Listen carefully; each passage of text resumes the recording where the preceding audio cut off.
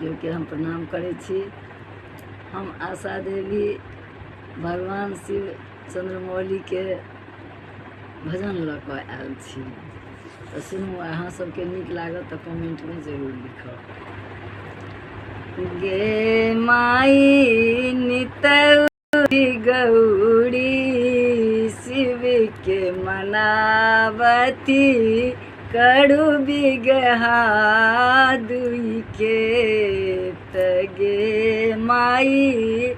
नित उठी गौरी शिव के मनावती, करू बिगहा दुई खे करू बिगहा दुई खेत महादेव, करू बिगहा दुई खेत गे माई, करू बिगहा दुई खेत गे माई नित उठी गौरी शिव के मनावती, करू बिगहा दुई खेत। त्रिशूल तोड़ी शिव फाड़ बनाला, त्रिशूल तोड़ी शिव फाड़ बनाला, भंग घोटना के हरीश गे माई, भंग घोटना के हरीश गे माई, जटा तोड़ी हर लदहा बनावल, हर केलनी समतुल गे माई, जटा तोड़ी हर लदहा बनावल, हर केलनी समतुल। एक दिस जोतलनी बस बरद के, एक दिस जोतलनी बस बरद के,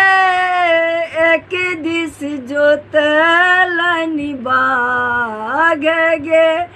माई, एक दिस जोतलनी बाघ गे माई, पूर्व पश्चिम आतर धैलनी, खेत के कैलनी चास गे माई,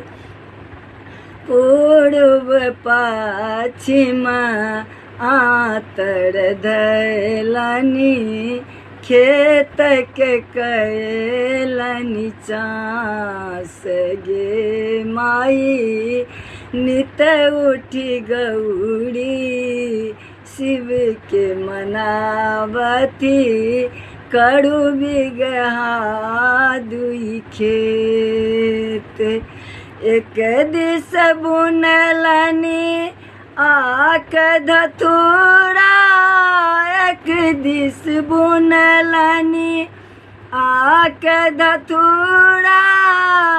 एक दिस बुनलनी भांग गे माई, एक दिस बुनलनी भांग गे माई, एक दिन गौरी खेत देख गली, खेत देखी खसली जमाई गे माई, एक दिन गौरी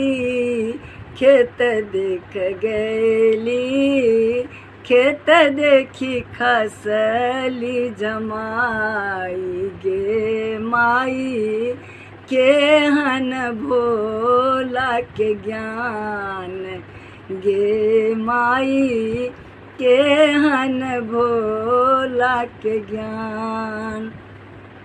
भनहि विद्यापति सुनु ए गौड़ा,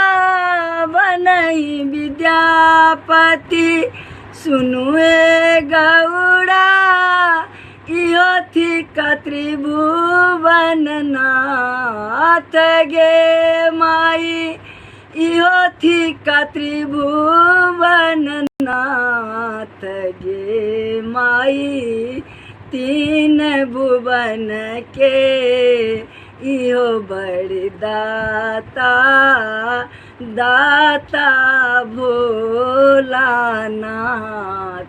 गे माई तीन भुवन के इहो बड़ी दाता दाता भोलानाथ गे माई नित उठी गौरी शिव के मनावती कड़ू बिगहा दुई खेत कड़ू बिगहा दुई खेत महादेव कड़ू बिगहा दुई खेत गे माई कड़ू बिगहा दुई खेत गे माई नित उठी गौरी शिव के मनावती कड़ू बिगहा दुई खेत गे माई कड़ू बिगहा दुई खेत गे माई कड़ू बिगहा दुई खेत।